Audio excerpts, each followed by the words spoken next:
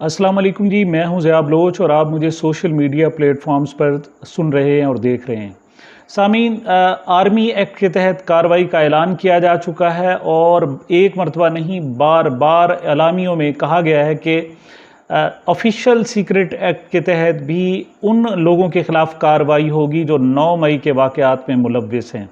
इस हवाले से सबसे पहले हुकूमत ही ऐलान कर रही थी, लेकिन उसके बाद इसको इंडोर्स किया ISPR की तरफ से आने वाली एक प्रेस रिलीज़ ने। उसके बाद इसको फर्दर इंडोर्स किया जो स्पेशल कोर कमांडर्स कॉन्फ्रेंस थी, और उसके बाद गुज़श्ता रोज़ होने वाली जो कौमी सलामती कमेटी का इजलास था उसमें बाकायदा इसको ऐलान कर दिया गया है कि 9 मई के वाक़यात में जो मुलव्विस हैं, उसके मनसूबा साज हैं, उनके हामी हैं, हिमायत करने वाले हैं, या बुनियादी जो पस मंज़र में लोग हैं, उनके ख़िलाफ़ जो कार्रवाई होगी वो सिविलियन एक्ट के तहत नहीं होगी, बल्कि वो आर्मी एक्ट के तहत और पाकिस्तान के जो आर्म फोर्सेस का ऑफिशियल सीक्रेट एक्ट है उसके तहत कार्रवाई होगी। ये एक अलहदा बहस है कि उसके तहत क्या वाकई कार्रवाई हो सकती है या उसके लिए एक आइनी तरमीम की ज़रूरत होती है, और आइनी तरमीम के लिए 2/3 मेजॉरिटी की ज़रूरत होगी जो इस वक्त हुकूमत के पास मौजूद नहीं है। लेकिन उसके बावजूद बहुत ज़बरदस्त तरीके से ज़ोर शोर से तैयारियां शुरू कर दी गई हैं और इस वक्त तकरीबन खौफ व हरास का आलम है, और कहा जा रहा है कि बस अब शायद किस्सा तमाम हो गया और इमरान खान साहब की जो सियासत है वो मज़ीद कायम ना रहे। लेकिन इमरान खान साहब हैं कि वो अभी तक कॉन्फिडेंट हैं, अगरचे उनके चेहरे पर उस कदर इत्मीनान नहीं है जो पहले हुआ करता था, और उनका कॉन्फिडेंस भी उतना नहीं है जो पहले हुआ करता था, लेकिन उसके बावजूद वो डटे हुए हैं और इस मरतबा उन पर गुस्सा ज़्यादा तारी है। उनकी जितने भी वीडियोज़ आई हैं, गुज़श्ता रोज़ 3 वीडियोज़ आई। एक उन्होंने मार्च की वीडियो जारी की जिसमें उन्होंने खिदशे का इजहार किया था कि उनके लोगों में कुछ एजेंसियों के लोग शामिल करके कोई नुकसान किया जा सकता है और उसका मोरद इल्ज़ाम PTI को ठहराया जा सकता है। उस वक्त भी उन्होंने कहा था कुछ भी हो जाए, मुझे गिरफ़्तार कर लिया जाए, लेकिन मैं अपने लोगों का कत्लेआम नहीं कराना चाहता, मैं अपने मुल्क का नुकसान नहीं कराना चाहता। वो इस बात को एज ए एविडेंस वो पेश कर रहे हैं कि वो इस सारी सूरत हाल में मुलव्विस नहीं है। उसके बाद उन्होंने कम से कम 2 वीडियोज़ जारी की हैं। पहली वीडियो में उन्होंने चंगेज़ खान की मिसाल दी और उन्होंने कहा कि चंगेज़ खान इतना जुल्म किया करता था कि वो सर जो उनकी गर्दनें होती थी और सर होते थे उसके पहाड़ बना देता था, मीनार बना देता था, लेकिन चंद लोगों को वो छोड़ देता था वो जाके ताकि पूरी दुनिया को बताएं कि चंगेज़ खान कितना जालिम है। कहते जी उसकी ये स्ट्रेटेजी थी, ये टेक्निक्स थी कि जब वो किसी मुल्क पर हमलावर होता तो उसके डर और खौफ से लोग बग़ैर लड़े शहर के शहर उसके हवाले कर दिया करते थे। वो कहते जी हुकूमत कुछ इस किस्म की सूरत हाल इख्तियार कर रही है, खौफ और हरास पैदा कर रही है, लेकिन वो कहते नहीं, इसका मुकाबला किया जाएगा। उन्होंने अपनी जो पहली वीडियो थी उसमें उन्होंने कहा जी कि मैं आपको कॉल दूंगा और आपने मेरी कॉल की इंतज़ार करना है, वेट करना है। फिर उन्होंने चंद घंटे बाद एक और भी वीडियो जारी की जिसमें उन्होंने कहा जी पहला उनका जो जलसा बुध को होना था, अब वो बुध को नहीं हो रहा क्योंकि उनकी पेशी है, अब वो जुमेरात को वो जलसा करने जा रहे हैं। ये पहला उनका जलसा होगा और ये टेस्ट केस होगा कि क्या पाकिस्तान के अवाम अब भी उनकी कुमक के लिए वैसे आते हैं जो पहले आया करते थे, पहले अब भी क्या उसी तरह लोग उमड़ कर आते हैं जैसे पहले आया करते थे। लेकिन हकायक तल्ख हैं। हकायक ये है कि जो हुकूमती जबर होता है वो बहुत ही सख्त होता है। जो हुकूमती जबर बड़े बड़ों को झुका देता है, बड़े बड़े लोगों को तोड़ देता है, और इस वक्त हुकूमती जबर अरूज पर है। उनकी न सिर्फ पार्टी तोड़ी जा रही है बल्कि लोगों को डराया धमकाया और शदीद दबाव का शिकार किया जा रहा है। लेकिन इमरान खान साहब जो 27 साल से एक कोर्स कर रहे थे, एक अमल दोहरा रहे थे, और हर वो जनाब तकरीर के आगाज़ में इय्या का नाबुदु व इय्या का नस्तईन से शुरू करते थे, और वो कहते थे कि नहीं, सिर्फ अल्लाह से डरें और ये जो खौफ का बुत है इसे तोड़ दें। वो इस खौफ के बुत को शिर्क भी कहते थे कि जब आप अल्लाह के सिवा लोगों से, हुकूमत से और उसके हथकंडों से डरना शुरू कर देते हैं तो आप शिर्क करते हैं। तो देखना ये है कि 27 साल की उनकी मेहनत किस कदर कारआमद साबित होती है, और जुमेरात को जो आने वाला जलसा है मुरीद के में, उसमें किस कदर लोग आते हैं, किस कदर इसको ओवरकम करते हैं। इसके लिए कोशिश की जा रही है कि औरतों को ज़्यादा लाया जाए, और अगर हुकूमत औरतों के ख़िलाफ़ क्रैकडाउन करती है, उन्हें गिरफ़्तार करती है, तो हुकूमत को न सिर्फ पाकिस्तान बल्कि आलमी सतह पर उसको बदनाम करने की कोशिश की जाए कि ये वो हुकूमत है, फाशिस्ट हुकूमत है, जो औरतों के खिलाफ भी कार्रवाई कर रही है। बहरहाल इस वक्त इमरान खान के ख़िलाफ़ ट्रायल की तैयारियां ज़ोरों शोर से जारी हैं। उन्हें किसी वक्त गिरफ़्तार भी किया जा सकता है, लेकिन सवाल ये पैदा होता है कि कौन सी आखिर कुमक है जो इमरान खान साहब को मिल सकती है और वो इस संगीन सूरत हाल, इस परेशान कुन सूरत हाल से निकल सकते हैं। मैं इसको दो पहलुओं में, दो हिस्सों में तकसीम करना चाहूँगा कि पहली जो अंदरूनी कुमक है और दूसरी बैरूनी, यानी अंदरून मुल्क से उन्हें कहाँ कहाँ से कुमक मिल सकती है। लफ्ज़ मेरे पास इस कुमक से ज़्यादा बेहतर कोई सूरत हाल नहीं है, क्योंकि इस वक्त वो मुश्किल में है और हुकूमत के ख़िलाफ़ वो एक नज़रियाती और जो ज़हनी जंग होती है वो लड़ रहे हैं। नज़रियाती के साथ साथ वो एक बहुत बड़ी आसाबी जंग भी लड़ रहे हैं। ऐसे में जब लोग उनके पास आने के लिए तैयार नहीं है, पहले ये होता था कि ज़मान पार्क में जमघटा लगा होता था, मुलाकातियों के पास लाइनें लगी होती थी और उनके पास वक्त नहीं होता था। लेकिन अब सूरत हाल ये है कि अब वहाँ ज़मान पार्क में वो जो जमघटा था वो किसी हद तक वो ख़त्म हो चुका है और उनकी चंद मुलाकातें हो रही हैं।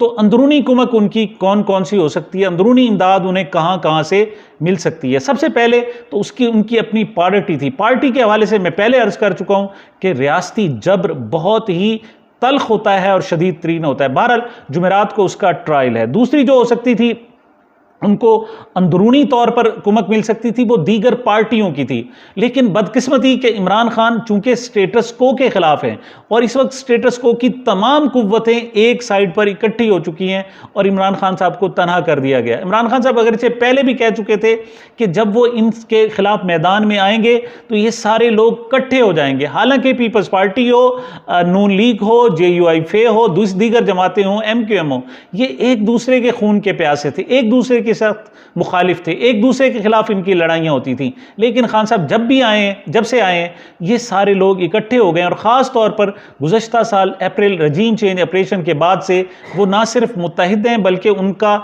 एक ही खौफ है कि इमरान खान इक़्तिदार में आकर शायद उनके साथ कुछ अच्छा सलूक ना करे। और यहाँ तक कि इस्टेब्लिशमेंट भी एक साथ है, एक पूरी स्टेटस को की कुव्वत है और उसके सामने इमरान खान साहब अकेले खड़े हुए हैं। जो दूसरी कुव्वत थी यानी सियासी पार्टियां, वहाँ से भी उन्हें कोई ख़ास उम्मीद नहीं है। चंद लोग उनके साथ हैं जिनमें आप समझ सकते हैं कि तहरीक लब्बैक, इस वक्त जो साहिबजादा हामिद रज़ा साहब हैं वो उनके साथ किसी हद तक खड़े हुए हैं और मजलिस वहदत मुस्लिमीन के लोग जो उनके साथ खड़े हुए, वरना कोई ख़ास जमात उनके साथ अभी तक नहीं है। जो रह के बच जाती है तो वो शेख रशीद साहब की अवामी मुस्लिम लीग है। मेरे ख्याल में ये कि शायद शेख रशीद साहब भी अब थक चुके हैं और वो इस हद तक वो आगे इमरान खान साहब के लिए नहीं आना चाहते जिनके लिए उनकी अपनी मुश्किलात पैदा हो जाएं। तो ये जो पार्टियों का था सूरत हाल वो भी यहाँ से माइनस कर दें। आगे अब कौन कौन से सूबों से, दो सूबों में उनकी ऑलरेडी हुकूमत नहीं थी, बलूचिस्तान में उनकी हुकूमत नहीं थी और सिंध में उनकी हुकूमत नहीं थी। सिंध में जो कंट्रोल है वो पीपल्स पार्टी का है, कल भी था और अब भी था। अब वो किसी सूरत ये कंट्रोल देना नहीं चाहते। अब बल्कि लेटेस्ट इत्तला ये है कि जो अपोजिशन लीडर था सिंध असम्बली में उसको भी वो हटाकर GDA की एक खातून रुकन को जो अक़लियत से ताल्लुक़ रखती हैं, अक़लियत के नाम पर जो तहरीक इंसाफ का हक था कि आइंदा जो निगरान हुकूमत बनती उसमें अपोजिशन लीडर की मुशावरत शामिल होती, उसको भी ख़त्म करने का तहिया कर लिया गया है। और उस हवाले से GDA, MQM और ख़ुद पीपल्स पार्टी के अंदर से बहुत से लोग हैं जो इस पर आमादा हैं और उसको अपोजिशन लीडर को ख़त्म करना चाहते हैं। उस हवाले से देखा जाए तो 4 अरकान असम्बली पहले ही कराची से बागी हो चुके हैं और मज़ीद को भी बगावत पर आमादा किया जा रहा है। यहाँ तक कि महमूद मौलवी साहब जो रुकन कौमी असम्बली हैं उन्होंने आज आकर बाकायदा पार्टी छोड़ने का ऐलान कर दिया है। तो वहाँ सिंध से उन्हें कोई ख़ास मदद नहीं मिल सकती। बलूचिस्तान में उनकी ऑलरेडी हुकूमत नहीं है और वहाँ पर वैसे भी इस्टेब्लिशमेंट का कंट्रोल है। बचा के पंजाब रह जाता है। पंजाब में जनूबी पंजाब के हवाले से बहुत ज़्यादा तब्दीलियाँ आने वाली हैं और जनूबी पंजाब को चूंकि अपॉर्चुनिस्ट कहा जाता है, ये वो लोग हैं जो शायद बड़ी कुर्बानियाँ नहीं देते बल्कि बिकने वाले लोग हैं, किसी हद तक मैं कहूँगा। मेरा खुद भी अपना जनूबी पंजाब से ताल्लुक़ है, लेकिन एक राय आमा इस किस्म की पैदा कर दी गई है कि जनूबी पंजाब के लोग शायद मुश्किल वक्त में खड़े नहीं होते। तो अब वहाँ पर भी बहुत सारी डेवलपमेंट है जो किसी और वीलॉग में मैं आपके सामने पेश करूँगा। जो आखिर में रह जाता है वो खैबर पख्तूनख्वा है। खैबर पख्तूनख्वा के लोग, पठान, वहाँ इमरान खान के साथ खड़े हुए हैं और किसी हद तक भी जाने के लिए तैयार हैं, लेकिन वहाँ जब मामला फ़ौज का आ जाए, इस्टेब्लिशमेंट का आ जाए, हुकूमती जबर का आ जाए, तो उनके लिए बहुत ज़्यादा मुश्किल हो जाती है। उसके बाद जो अंदरूनी इमदाद उन्हें सुप्रीम कोर्ट से मिल सकती थी वो इस हद तक थी कि उनके साथ कोई गैर कानूनी हरबा ना आजमाया जाए। लेकिन इस वक्त इस्टेब्लिशमेंट की ईमा पर हुकूमत ने सुप्रीम कोर्ट पर इस कदर चढ़ाई कर दी है कि सुप्रीम कोर्ट के लिए अपना सर्वाइवल मुश्किल हो रहा है, और वो शायद इस पोजीशन में नहीं रही कि इमरान खान साहब की कोई गैर मामूली किस्म की मदद की जा सके। अंदरून शहर में, अंदरून मुल्क में पीपल्स तहरीक इंसाफ के लिए कोई ख़ास उम्मीदें नहीं हैं, बल्कि इमरान खान की अपनी स्ट्रेटजी है और उनकी वो करिस्मेटिक पर्सनैलिटी है कि शायद वो अवाम को फिर दोबारा अपने साथ खड़ा कर सकें और जो गलतफहमियाँ अवाम के दिलों में हुकूमत ने पैदा कर दी हैं उसको ख़त्म करने की कोशिश की जाए। ये अंदरून मुल्क की सूरत हाल थी। लेकिन बैरून मुल्क से इमरान खान को बहुत कुछ ही मिल सकता है। लेकिन एक चीज़ में एक और भी ख्याल किया जा रहा है कि इमरान खान को इस्टेब्लिशमेंट के अंदर से भी हिमायत हासिल है। और ये गुज़श्ता रोज़ अकील करीम ढेडी साहब जो मिले हैं, ये आपको पता है कराची के बहुत बड़े सनतकार हैं। उनकी शख्सियत है वो ये है कि वो इस्टेब्लिशमेंट के नुमाइंदे के तौर पर इस्तेमाल होते हैं। वो इस्टेब्लिशमेंट की उनको सपोर्ट है और उनके वो माउथ पीस हैं। वो हमेशा वही बात करते हैं जो इस्टेब्लिशमेंट की बात करती है। अगर इस वक्त इस्टेब्लिशमेंट नाराज़ है इमरान खान साहब से, तो फिर अकील करीम ढेडी कराची से चलकर ज़मान पार्क में क्यों आए और उनसे क्यों मुलाकात की? मुलाकात की अंदरूनी कहानी मौजूद है और वो ये है कि उन्होंने इस्टेब्लिशमेंट का एक पैगाम पहुंचाया। इस पर फिर मजीद वक्त लग जाएगा, इसको फिर किसी और मौके के लिए छोड़ते हुए मैं आगे बढ़ूंगा। अब बैरून मुल्क से उन्हें कहां से कुमक मिल सकती है? जो इस वक्त देखें दुनिया में जो सबसे बड़ा चैंपियन इंसानी हकूक का है वो अमेरिका है और उसके बाद बरतानिया है। अमेरिका और बरतानिया का जो इब्तदाई रद्द-ए-अमल है वो बहुत ही महदूद है, और जब उनसे पूछा गया है तो उन्होंने इतना तो कहा है कि हम सूरत हाल को मॉनिटर कर रहे हैं, उस पर हमारी नज़र है, लेकिन उन्होंने क्लियरली कह दिया है कि ये पाकिस्तान का अंदरूनी मामला है। उसकी वजह यह है कि जो इन ममालिक को जो ज़रूरत पड़ती है वो इस्टेब्लिशमेंट की ज़रूरत पड़ती है, और उन्हें अंदाज़ा है कि इस वक्त इमरान खान का जो असल झगड़ा है वो इस्टेब्लिशमेंट के साथ है। उसमें जो सियासी जमातें हैं वो एक टूल्स के तौर पर इस्तेमाल हो रही हैं। और उसके बाद अमेरिका और बरतानिया के बाद जो सबसे बड़ी मैं समझता हूँ कि उम्मीद पैदा हो सकती है इमरान खान साहब के लिए वो सऊदी अरब है। अब सऊदी अरब की सूरत हाल को देख लें तो फौरी तौर पर सऊदी अरब के जो नायब वज़ीर दाखिला हैं और नायब वज़ीर आज़म के तौर पर भी वो काम करते हैं, डॉक्टर नासिर बिन अब्दुल अज़ीज़ अद-दाऊद, वो पाकिस्तान के दो रोज़ा दौरे पर पाकिस्तान पहुंच गए हैं।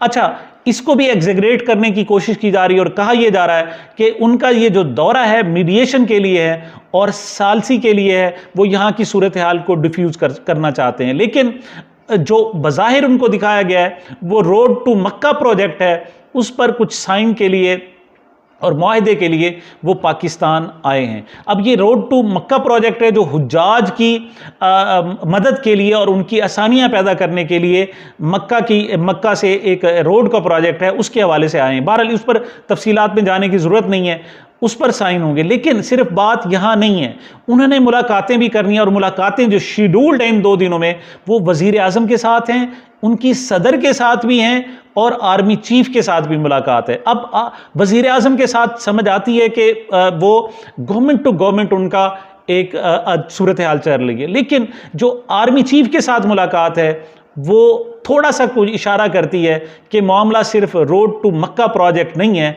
बल्कि दरमियान में कुछ और है। और अगर सदर ममलिकत से भी उनकी मुलाकात होती है तो फिर इसको समझा जाएगा कि सऊदी अरब वाकई अमली तौर पर मैदान में आ चुका है और वो किसी तौर पर नहीं चाहते हैं कि पाकिस्तान में मज़ीद काम ख़राब हो, मज़ीद इंतशार फैले और मज़ीद यहाँ पर सूरत हाल ख़राब हो। क्यों कि पाकिस्तान जब भी मदद मांगता है तो वो सऊदी अरब से मांगता है और पाकिस्तान सऊदी अरब का नेचुरल इलाय है और सऊदी अरब नहीं चाहेगा कि पाकिस्तान मज़ीद कमज़ोर पड़ जाए। इस हवाले से पहले बाकायदा कहा भी जा चुका है कि पाकिस्तान की सियासी जमातें अपने मामलात को बेहतर करें। तो उसके बाद जो बहुत बड़ी इमदाद आ सकती है इमरान खान साहब के लिए वो चाइना से है। देखें, चाइना का सिर्फ ये नहीं कोई इमरान खान के साथ अफेयर है, उनके साथ कोई लव है, ऐसी बात हरगिज़ नहीं है।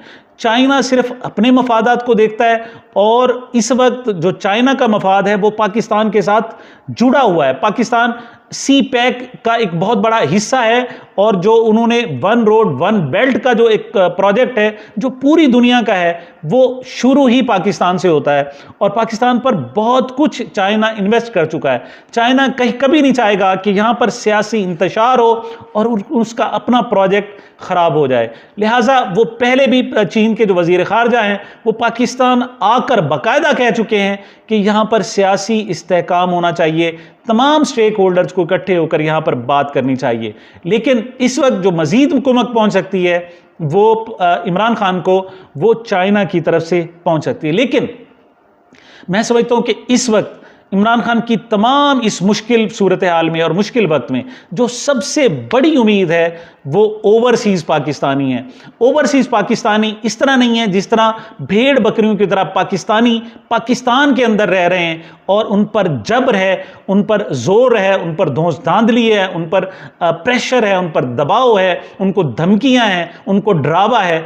ऐसी सूरत हाल ओवरसीज़ पाकिस्तानीज़ के साथ नहीं है। वो वहाँ अच्छे माहौल में रह रहे हैं, उनके दिल पाकिस्तान के साथ धड़कते हैं और सबसे बड़ी बात यह है कि ओवरसीज़ पाकिस्तानी की तकरीबन 90% जो कम्युनिटी है वो पीटीआई की हामी है।